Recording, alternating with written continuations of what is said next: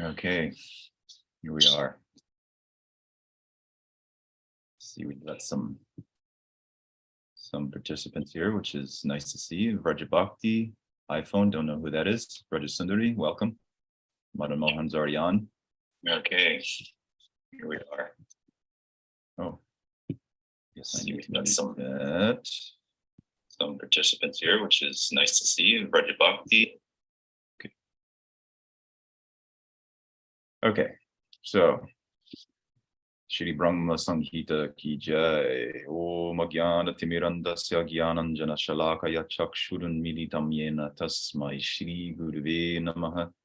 Nama Shrishtam Manum Api Sachiputra Matra Swarupam Rupam Tasyagrajam Murupuring Maturing Goshta Bhakting Radha Kundam Girivaram Maho Radhika Madhavasham Prapto Yasya Pratita Kripaya Shri Gurung Tang Natosmi. Namo Mahabadanyaya Krishna Prema Pradayate Krishnaya Krishna Chaitanya Namne Gauratushe Namaha. He Krishna Karuna Sindho Dina Bandho Jagatpate Gopesha Gopika Kanta Radha Kanta Namostute Tapta Kanchana Gaurangi Radhe Vrindavanishwari Vrishabhanu Sute Devi Pranamami Hari Priye Vancha Kalpatarubhyascha Kripa Sindhubhya Evacha Patitanam Pavanebhyo Vaishnavebhyo Namo. Okay, so Brahma-samhita. It's an interesting text. And we'll be going, today is my intention is to give an overview of the text, and we're drawing mostly from Sri Jiva Goswami's Tika, his commentary on the text. And my intent is afterwards, in subsequent meetings, is to just go through the commentary and however many that takes. So I don't really know how many parts this series will be in, probably several at least. So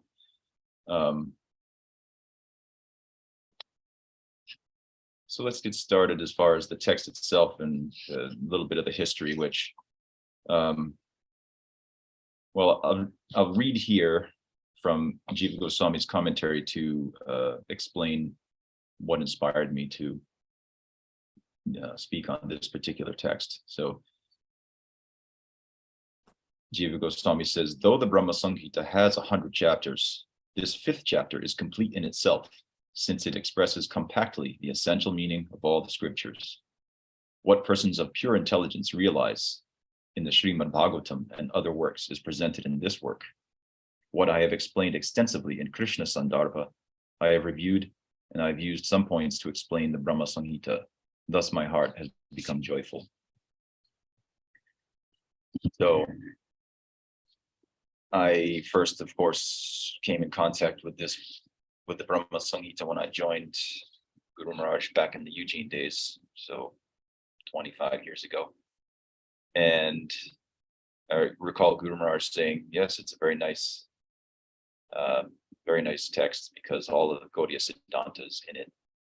And at one point, Shyamasundar and I would, in the evening before the deities would go to rest, we would sit down and we would chant the prayers beginning with Chintamani Prakara Sadmasu. That was really quite sweet. And it's a beautiful practice I try to do it regularly now. As Bhaktivinoda Thakur himself says that the devotees should chant it daily, these prayers. But while, and another reason I should say, while a lot of I would say probably most devotees are familiar with the Chintamani prayers as they are commonly referred to sometimes. Devotees may not be quite so familiar with the rest of the text before and after those prayers. And it's quite interesting because this book, even though there's only 62 verses in the chapter, there's a lot in there.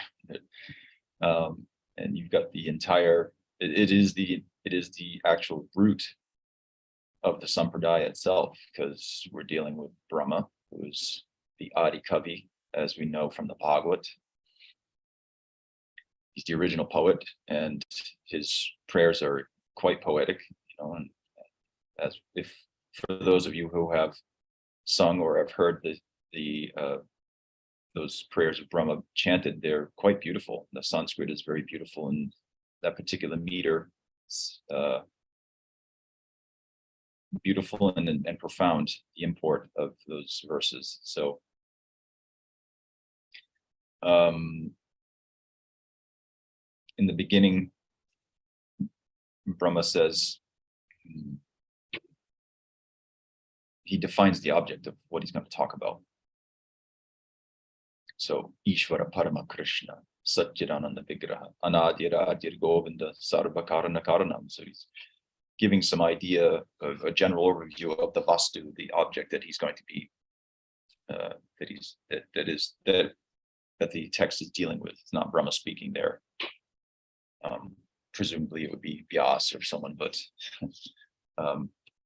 considering the history of the book is somewhat conveniently leaning in the Gaudiya direction, one could say, well, where does this book even come from?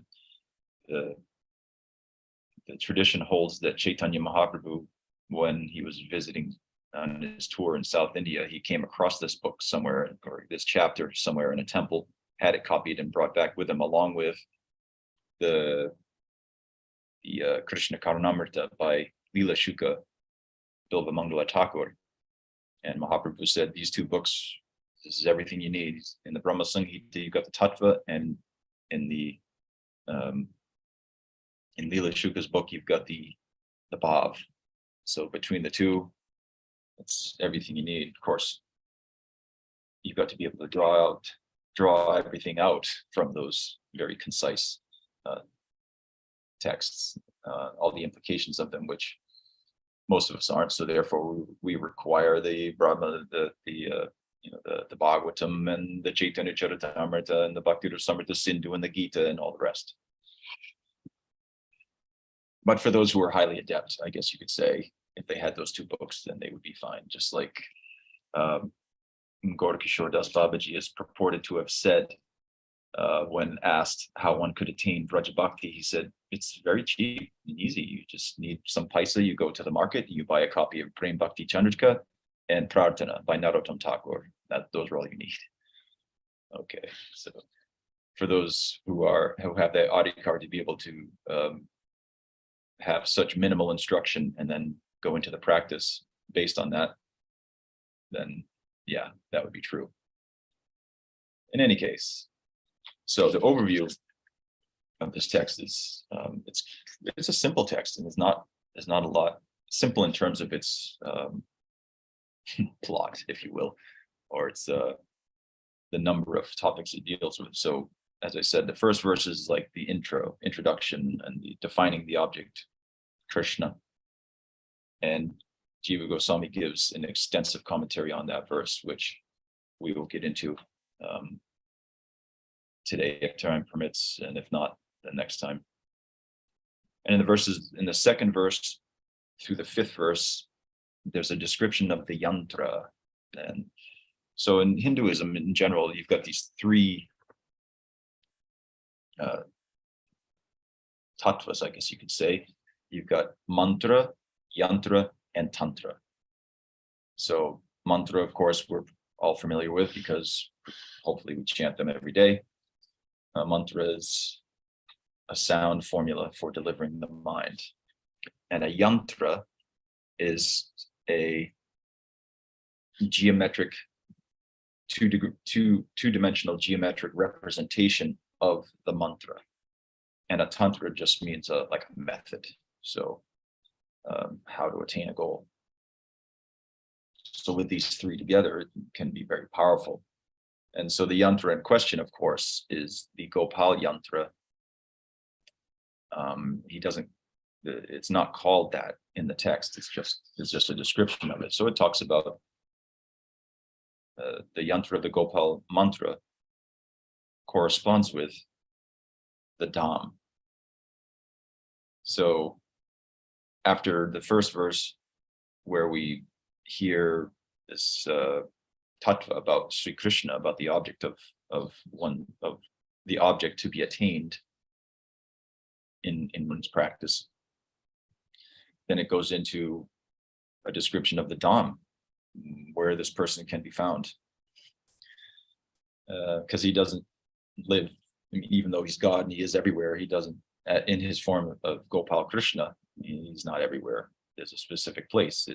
And at the end of the Brahma-samhita, we find out that place's name is Shweta Dweep, the White Island. As Srila Guru Maharaj has said many times, it's like his own private island. And in that description of the yantra, there's the hexagon is the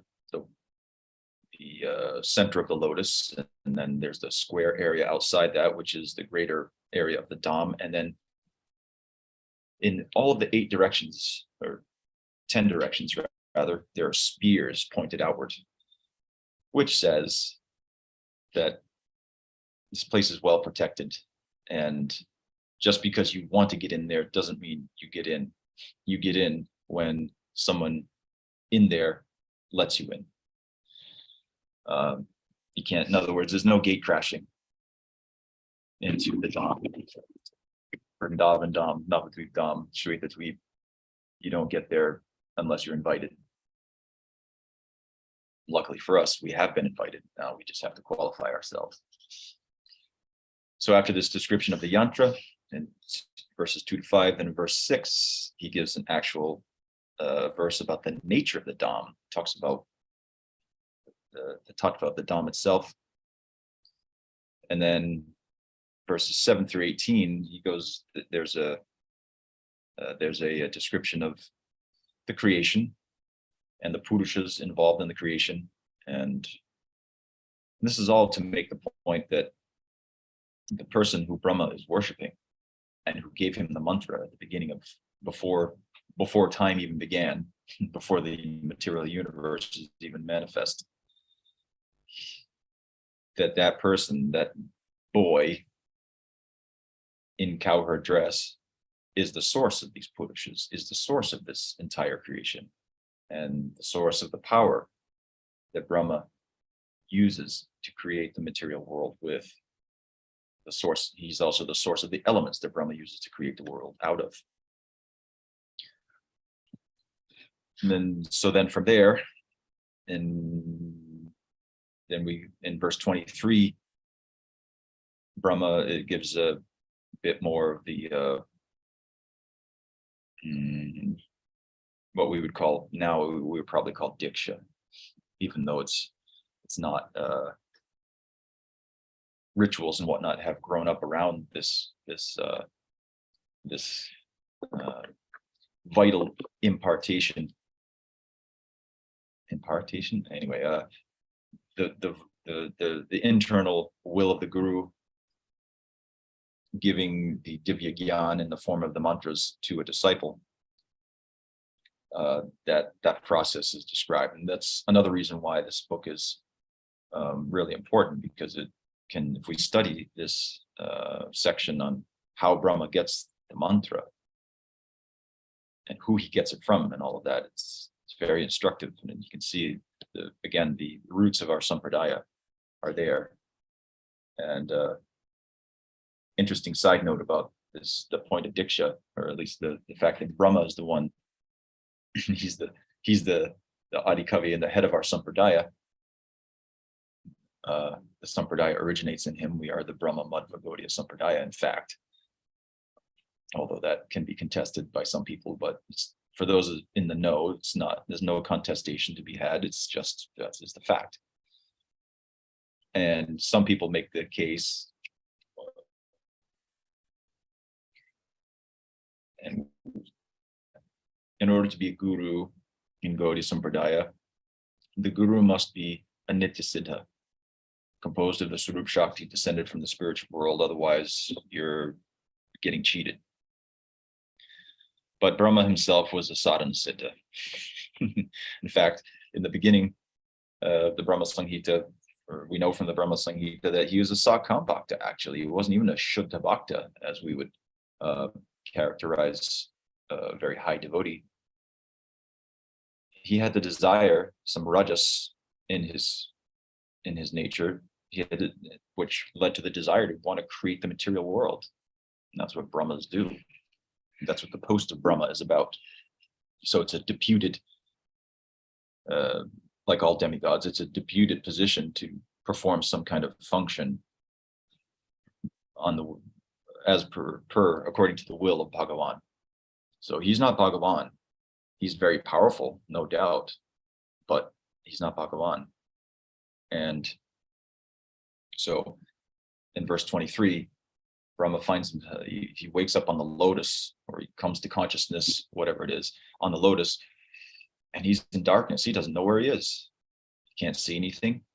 And then there's a much more extensive description of this in the Bhagavats, where he tries to find his source, is unsuccessful.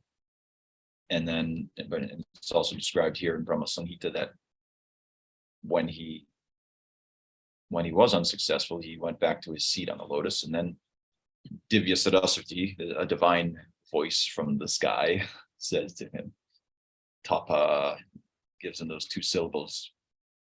And basically he's told to sit and meditate to find a source. So the lesson there, of course, is if we want to know our maker, looking externally, looking outward with the external senses will not avail us. We will not be successful if we use that methodology. That is the wrong method to find ourself, what to speak of our maker. So then the consciousness must be, rather than evolving, it must involve inward, must be involution rather than evolution, must be turned inward and then the seer uses its power of seeing to see itself. And that's more of a yogic kind of Patanjalian sort of idea. But the power to do that, of course, comes ultimately from Krishna himself too, although it's not explicitly stated in the text. So Brahma there, from his meditation, then he's given he sits in meditation. There's a description of that, and that's just one verse 26. Brahma meditates, and the result of that meditation is that he's given the Gayatri. And it's interesting how it's described in the Brahma-samhita here in verses 27 and 28, how he hears the flute song of Krishna. The song goes into his ear, down into his heart, comes out his mouth as the Gayatri. And not just any Gayatri, it's not the so-called Brahma Gayatri, Om Bhur Bhuvah Sva. It's not that one, because the bija, excuse me, the seed of the Gayatri is not Om. It's described in the text as Kling. So that means Kam Gayatri, and the corresponding Gopal mantra, which leads us back to the yantra. So then after receiving this Gayatri and becoming enlightened about the nature of Bhagavan, Sri Krishna, then Brahma, in verse 29 through 56, he poetically eulogizes Krishna, beginning with Chintamani Prakara Sadma Sukalpa Vriksha and ending with Shriya Kanta Kanta Parama Purusha Kalpataravo. And those prayers are where much of the tattva about the nature of Bhagavan is to be found. You know, of course, you've got the first verse, as I said, and then in all of those verses, it's unpacking that first verse even further. It's giving the ontological position of the various gods in relation to Govinda. And Govinda's the Adi Purusha. He's the source of all these people. So it's it's a very Gaudiya text for sure. And some people could say, well, this is just a made up text, or Mahaprabhu himself wrote it. Although if he had, I would think the devotees would have caught on and said, this is a new revelation by Chaitanya Mahaprabhu himself. What's the problem? It would have been great. But whatever the text origins are, it's a little bit hard to you can't just dismiss it, because it's all based on the Shruti. And Jiva Goswami, of course, knowing to whom he was preaching at the time, goes to great lengths to demonstrate that Krishna is Swayam Bhagavan. And he, of course, this theme is repeated throughout the text. In every one of those verses, Govindam Adi Purusham. Adi Purusha is another way of saying Swayam Bhagavan. So Brahma's praying to that person who is the supreme source of all these gods. And we find out the position of Shiva and Durga, and doesn't mention Brahma himself, but that's implied, and Ganesh. So all these various deities that people in India and in Hinduism in general have worshipped for thousands of years for various reasons. We see there in like one or two verses, we get to find out, who they are in relation to their source, that they are not the creator, they are the created. Or in the case of Shiva, let's say, they're a transformation of the creator for a specific purpose. And we've also get a description of the Purushas, how the world is manifest from the pores of Mahavishnu's body and things like that. So, and that's just the section of Brahma's prayers. And then afterwards, and I think this is also a section that a lot of devotees may not be familiar with at all, or only in a cursory way, if at all, is there in verse 57. So Brahma finishes his prayers, and then Krishna speaks. And he speaks to Brahma, and he says, okay, so prayers are nice. And so if you want the power to create, then you need to practice. And there's 5 verses. Krishna speaks 5 verses to Brahma about how to go about realizing bhakti. So it's like a super condensed Bhakti Rasamrita Sindhu in a way. In other words, there's a bit of, so even though the vast majority of the Brahma-samhita is about Sambandha, what is the nature of the deity, what is the nature of the Dham, what is the nature of all these phenomenal beings in relation to the deity, there is some section on Abhideya at the very end, how to realize. And interestingly, it's there's a nice verse that we will discuss later at length, at some length, about how to do one's worldly duty, because it's Brahma, because he has prayed for the power to create, but he wants to create to please Krishna. He doesn't want to create just because he wants to create. In other words, he has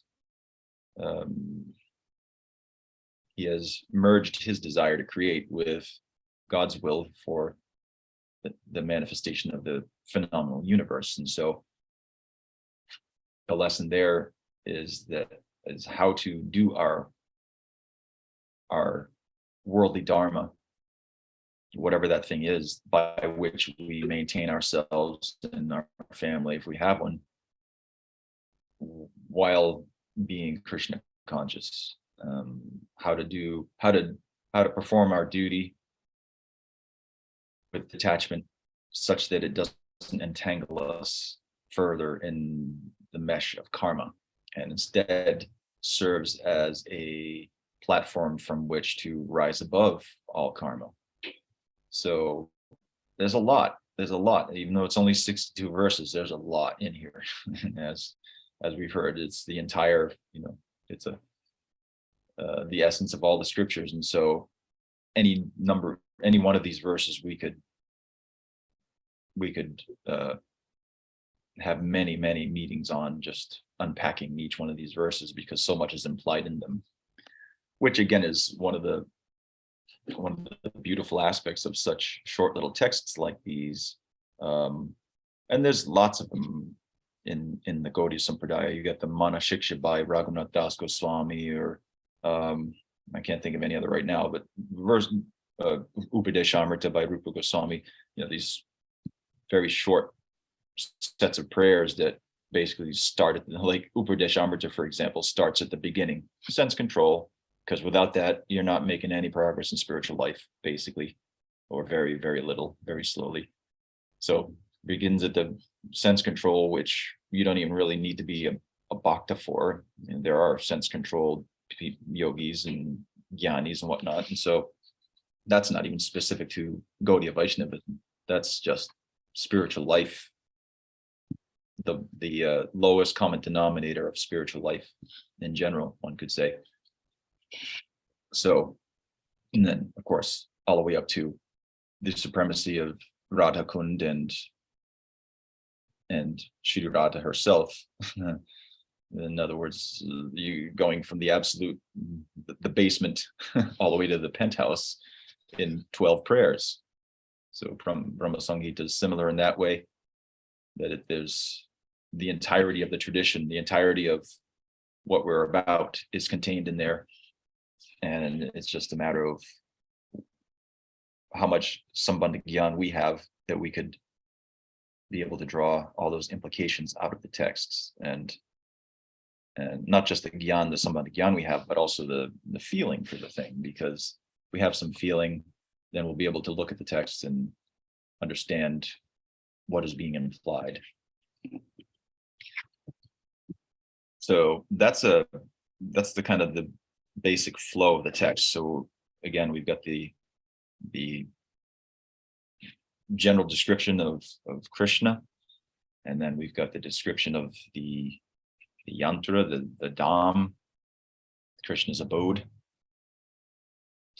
And then we've got the nature of the dham. We got a bit on creation, how the universe manifests, and the purushas, and then the sub-creator, Brahma, and how he's empowered to create, and how he receives the diksha, the mantra, and then how he speaks with Krishna, and Krishna blesses him to create, gives him the power to create.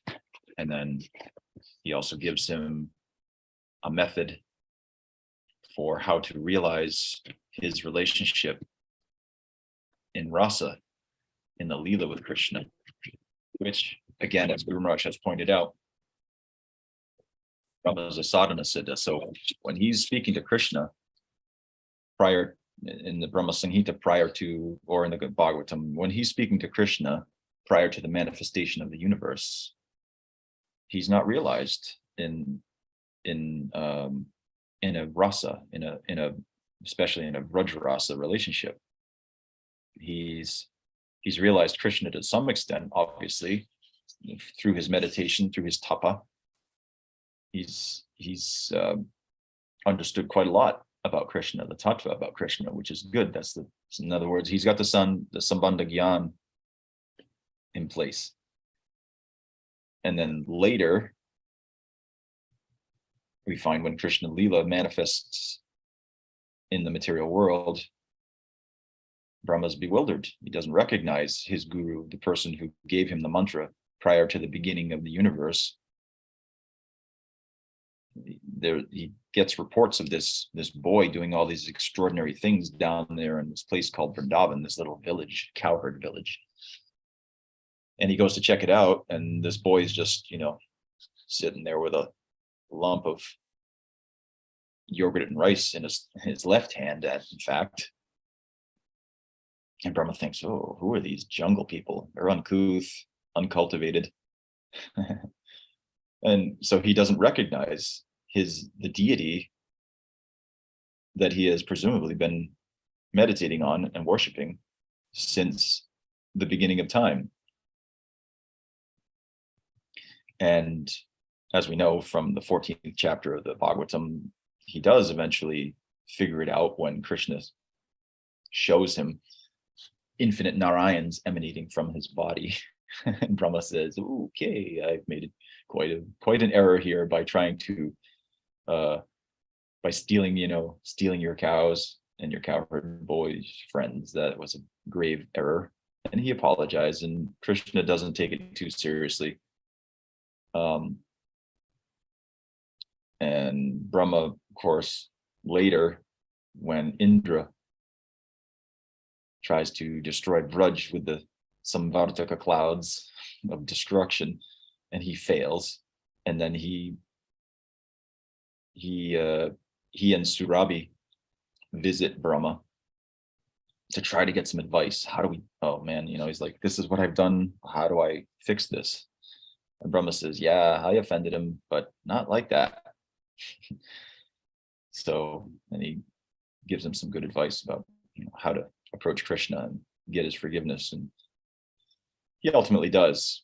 But even then, and this shows you the power of Bhagavan's Maya Shakti, because as we know from the Bhagavatam, Muhyanti Yat Suraya, the Suras, the gods, the deputed agents for various functions, in this case, Indra, they often can't recognize their maker, even though they are Suras, they're gods, they're godly people. In other words, they're God conscious to a large extent. But even then, Krishna is so human-like that he can appear ordinary enough that even the gods can't recognize him. So Brahma, at this point in the Brahma-samhita, and then again we get different descriptions of this moment in eternity. It's I guess you could say it's before time, I guess you could say, or time is in other words, the material world hasn't manifested yet. It's just raw prakriti that Brahma hasn't even shaped it into the universe yet. So there are no things yet. It's just the gunas all in equilibrium. And it is said that Krishna appeared before Brahma in Gopavesh. So even though later on in the text in the Brahma-samhita we'll hear after Brahma's prayers, the Sanskrit is Atovacha Mahavishnu, or so afterwards, the verse says afterwards Mahavishnu spoke. But it's understood that Mahavishnu is obviously not the Purusha Mahavishnu lying on the causal ocean. It's the Adi Purusha, Govinda, that Brahma has eulogized in those prayers prior. So there's a lot to unpack here. And so we can start with the first verse. My overview went faster than I thought it would, which is okay, because now we're just going to get into the actual Jiva Goswami's commentary. And of course, I'm not going to go line by line, because you can just acquire a copy of this and read it for yourself. But it's worth discussing the salient points of his commentary. So text 1 is, as we know, Ishvara Parama Krishna Satchidananda Vigraha Adir Govinda Sarva Karana Karanam. So Krishna is the supreme controller. He is the enjoyer of innumerable consorts, which is an interesting translation because you don't really find that directly in the verse here. And he's the possessor of an eternal form of knowledge and bliss. Though he is without origin, he is the source of all other forms of God and is the cause of all causes. He is Govinda, the boy who cares for the cows.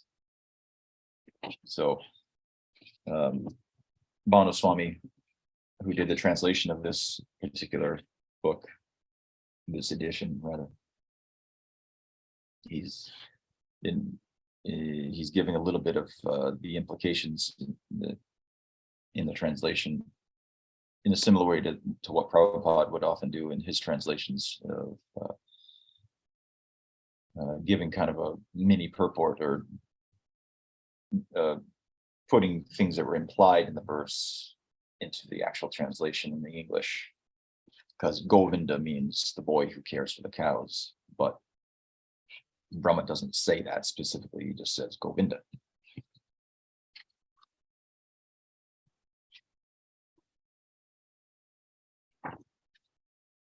So Jiva Goswami, of course, starts in the most logical place when commenting on this verse, the word Krishna, because the subject of that entire verse is, of course, Krishna, right? So Ishvara Parama, Satchidananda Vigraha, those are all descriptors. Those are all describing someone, and that someone is Krishna.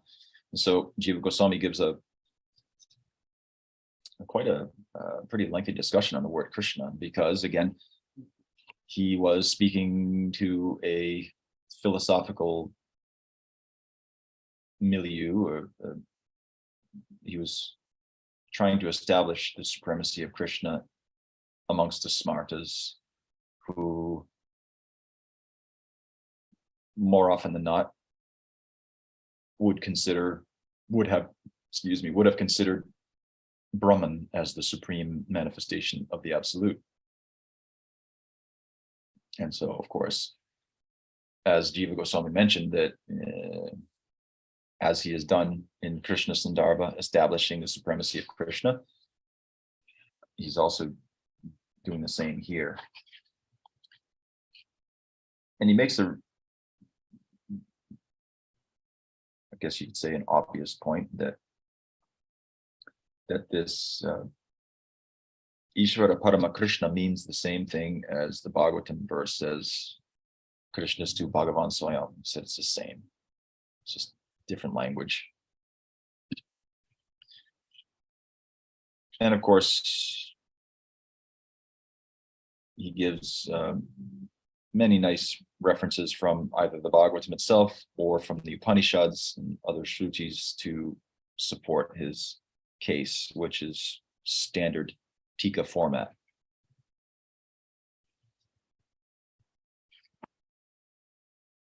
And so he makes it right out of the gate. He quotes from the Bhagavatam, and to show that this Krishna is Vasudev's son. And he also quotes from when Gargamuni is describing to Nanda Maharaj about the different colors that his son has had in the various yugas. So this is establishing this is Vraj Krishna. This isn't Vasudev Krishna outside of Vraj. This is Vraj Krishna is the topic of this Samhita. And this is an important point, of course, because it gives meaning to Govinda. Who else other than Vraj Krishna should rightly be called Govinda?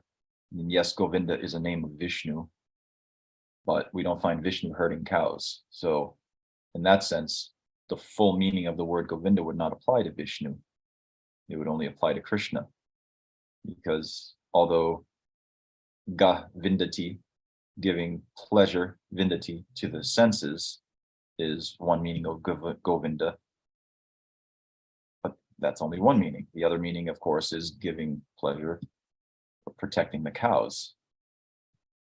So only Vraj Krishna does both of those things, whereas Vishnu he can give pleasure to the senses, sure.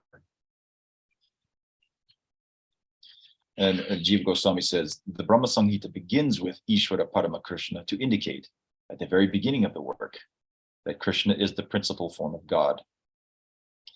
And he gives a nice example. This is similar to filling a pot with milk in the beginning, thus putting the pot to the best use first. And so in Nyaya, in logic, there are different types of logic. Like we've all heard of half-hen logic, Ardha Kukuti Nyaya, where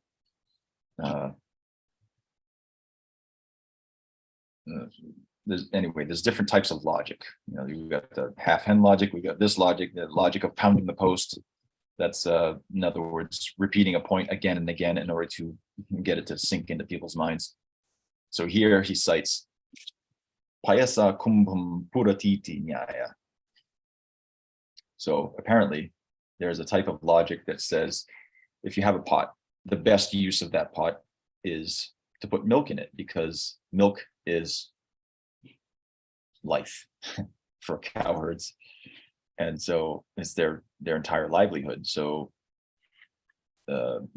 putting milk in a pot, let's say you've got a brand new clay pot that's been made, putting milk in it first is putting the pot to the best possible use right from the very beginning. And so it's a very interesting kind of cultural element, one could say, that Jiva Goswami has brought in there. And it also it points to the fact that this is being this whole thing is coming out of a culture of cow protection, cow worship, where cows are a source of wealth. I mean, if you have cows and you have milk, you're pretty well set, pretty well situated. Grow some vegetables along with it, and you're good. You can worship your deity, you can live a pretty healthy life and whatnot.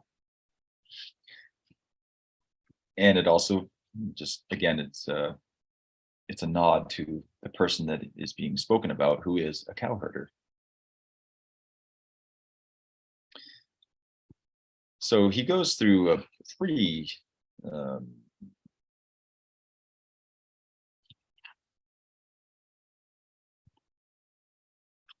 lengthy description of etymological meaning of the word Krishna.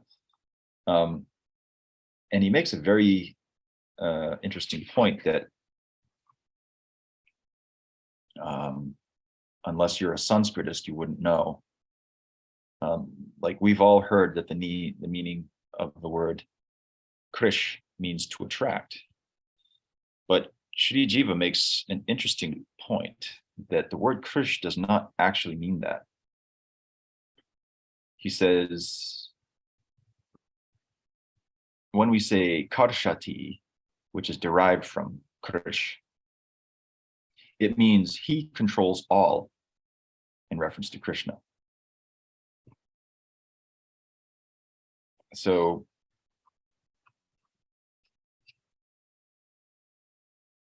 Jiva Goswami makes the point that Krishna's attraction is based on the fact that he is the supreme controller.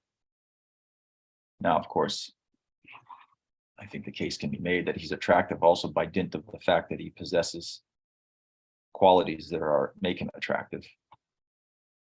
But again, that is a function of him being the supreme controller. In other words, there's only one being in existence who has all these qualities to such a degree that he is all attractive. So he's basically describing the nature of Bhagavan by breaking down the word Krish and Na.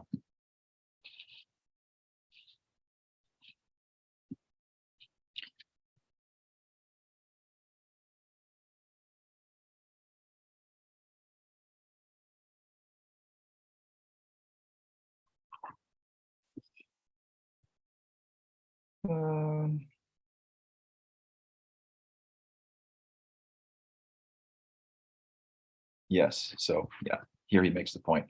If one takes the word Krish to mean simply attraction and combines that meaning with the word Na, meaning simply bliss, a relation of cause and effect between the object being described and the two modifying words cannot be established, since Krishna and attraction and bliss simply equal each other. Krishna, the greatest object, is attraction and bliss. This is similar to saying ghee is life. What we really mean by that statement is that ghee causes long life. Similarly, when we say Krishna is attraction, we mean that Krishna, having power over all things, causes attraction or is attractive to all things. So that was a distinction that I hadn't heard before. We've all, from day one, we hear the translation of the word Krishna and what it means. And of course, Jiva Goswami, true to his style, gives us more to think about, and more nuances and more subtle ways of understanding things that we may have thought we understood.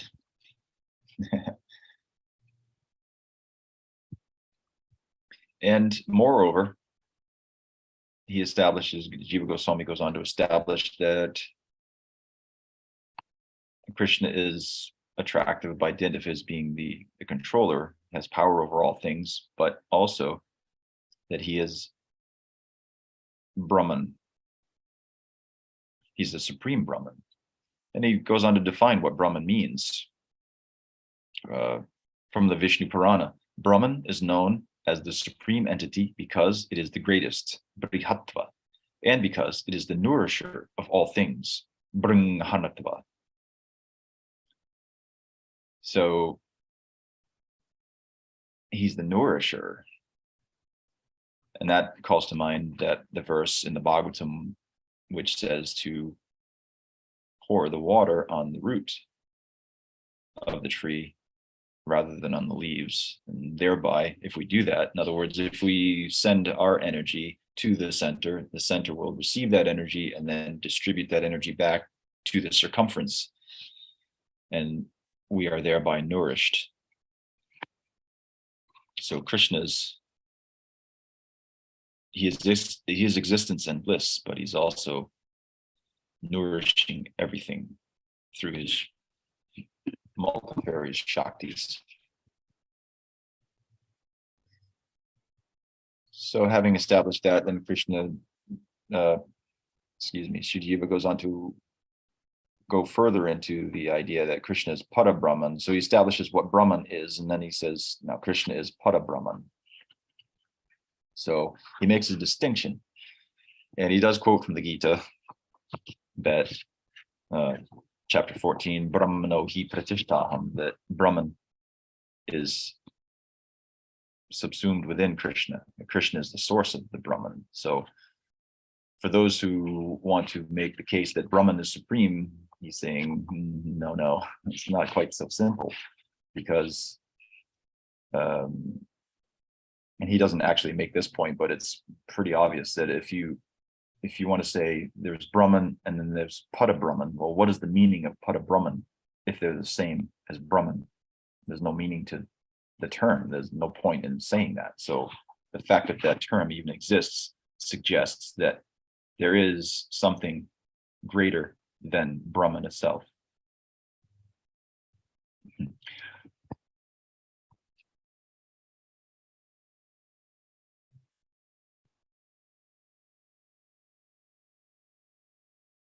And he quotes from the Bhagavatam to make this point. Very nice verse. Yu yang nirloke bata bhuri bhaga lokam punanam munayo bhiyanti yesham granan abashatiti sakshat gudham param brahma manushya lingam.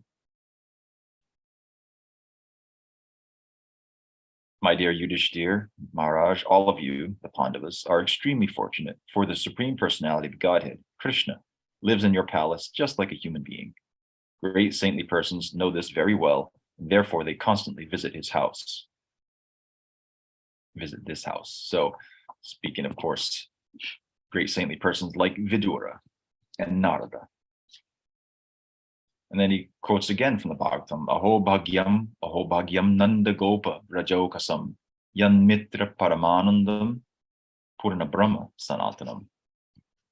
Beautiful verse, one of Guru Maharaj's favorite verses, as we know. And it's worth meditating on, because this Purna Brahma, this supreme Brahman, who is Sanatan, who is eternal, is the Mitra, the friend of Nanda Gopa Vrajokasam. And so Nanda and all the Gopa people of Vraj, he's their friend, and therefore they are Bhagyam. But of course, the verse repeats it twice. Aho bhagyam, aho bhagyam. How fortunate, how fortunate. So these supremely fortunate people are fortunate because the Supreme Brahman has become their friend.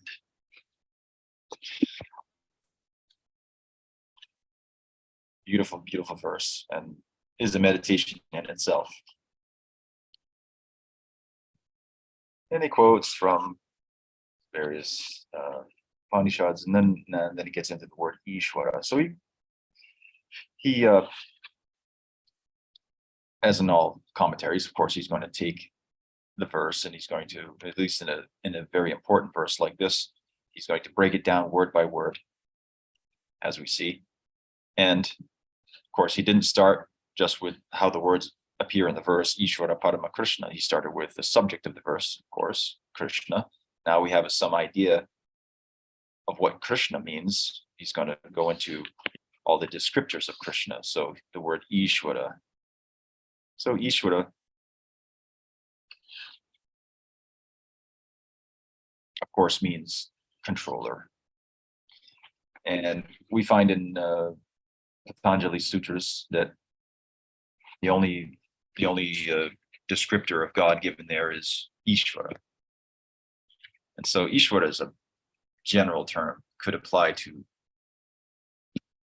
many different people or many different beings. It could apply, like Brahma is an Ishvara, Shiva is an Ishvara, controller, all the Vishnus, of course.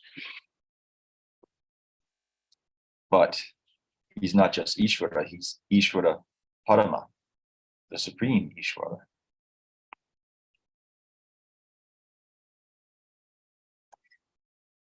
And Jiva Goswami mentions that the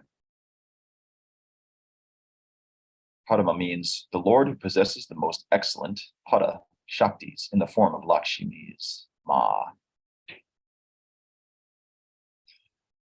So Brahman doesn't have any Shakti. So this can't be talking about the Nirvishesh Brahman, because we find that Brahman, the word, this verse is talking about that Brahman which is surrounded by Lakshmis. And we hear this later in the first of Brahma's prayers. Chintamani prakara sadmasu kalpa vriksha lakshabrateshu surabhira vipalayantam Lakshmi sahasra shat sambrahma sevyamanam. So he's served sevyamanam by millions of Lakshmis, the gopis, right? Because in Vaikuntha, again, it couldn't be Vishnu either, because in Vaikuntha, there's only one Lakshmi. There's Narayan and Lakshmi sitting on their throne in each one of the Vaikuntha planets, and then the devotees, the Dasya Bhaktas who live on those planets with them, see them from time to time, but there's only one Lakshmi. And then in Vraj, that same Narayan plus, in Gopavesh is surrounded by infinite Lakshmis. Each gopi is a Lakshmi. So how powerful is that place? How powerful is that person who could be surrounded by such a opulence of Shaktis, even though they look very humble, village people, cow herders, they're Vaishyas, they're not even Brahmins. Very special Vaishyas. Back to the word Ishvara, this is a nice verse. He quotes from the Gautamiya Tantra. Atava karshayet sarvam jagat sthavara jangamam kalarupena bhagavan tena yang Krishna uchyate. The Lord is called Krishna because he overpowers karshayet, all moving and non-moving entities in the universe, in his form of time. So that's interesting, because time only applies to the material world, and yet Krishna, this says he's called Krishna because he overpowers all moving and non-moving living entities in the form of time. But outside of time, he's still called Krishna. So he's obviously Krishna for more than just that reason.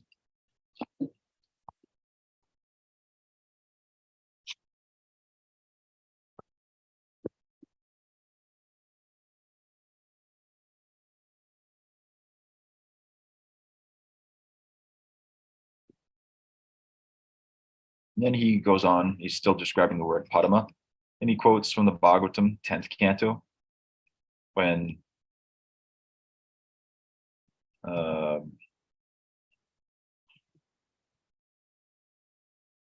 29th chapter and from the 32nd chapter. So the 10:32:10 Tabhir vidhuta shokabhir bhagavan achuto vrittaha vyaro chatadikam tata purushaha shaktibhir yatha.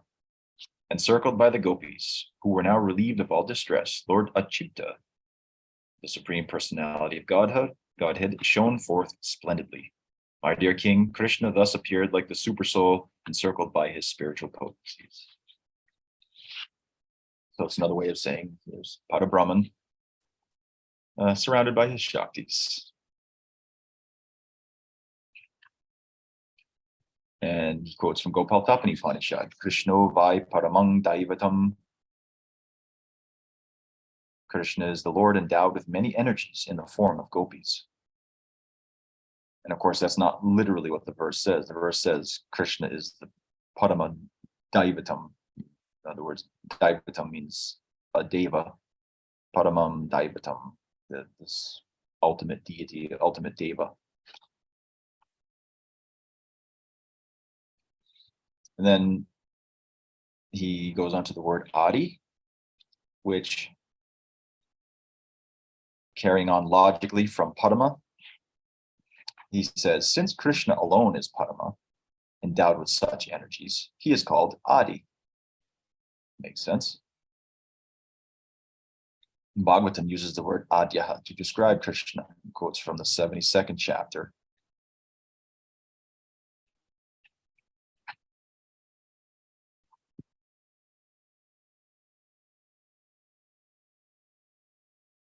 Not only is he Adi, he's the original, he's also Unadi. And Jiva says, one should not think that being first or Adi means that Krishna is simply a form that appears in the material world. So he's making the distinction that he's the first, but he's not the first just because he shows up first in the world. In other words, he exists before the world. And he quotes from Gopal Tapani Upanishad again, Nityo Nityanam Chaitanash Chaitananam. He is the chief eternal being and the chief conscious being. And he's also, next word, Sarva Karana Karanam. Of course, it means cause of all causes. And again, Jiva Goswami is like, he's building on the logic of the word previous. So because of his status as first, he is called Sarva Karana Karanam, cause of all causes. Makes sense. If you have a being that is the first of everyone, then everything that proceeds afterwards has to come from him. He has to be the cause of all causes.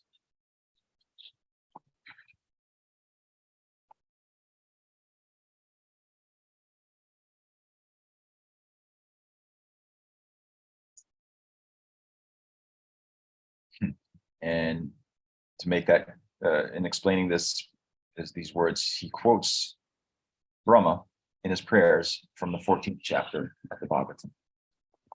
Narayanas tvam nahi sarvadehinam atmasi adi shakila lokashakshi Narayanongam narabhud jalayanat tachapi satyam nattapaiva maya.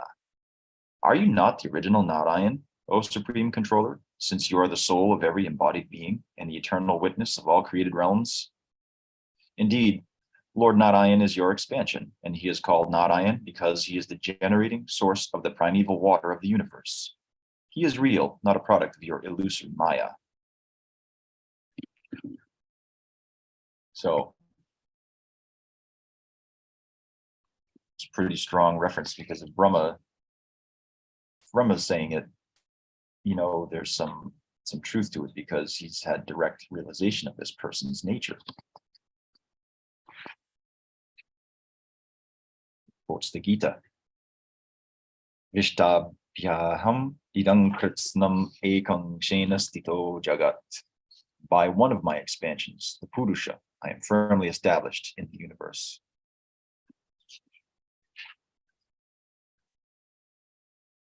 And the next word, of course, is Vigraha, but we are out of time.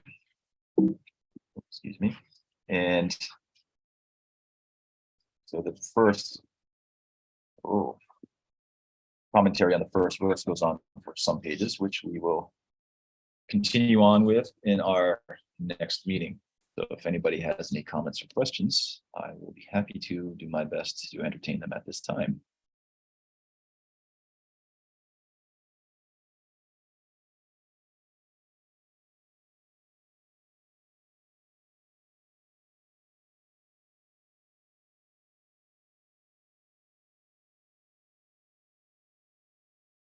Okay, Shraddha Dasi. I look forward to further classes too. I mean, this is an amazing book, so you're welcome, and I look forward to seeing you here again.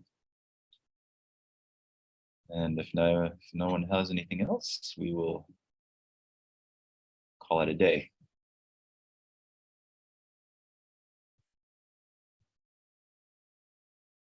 Madhamangal, you are welcome.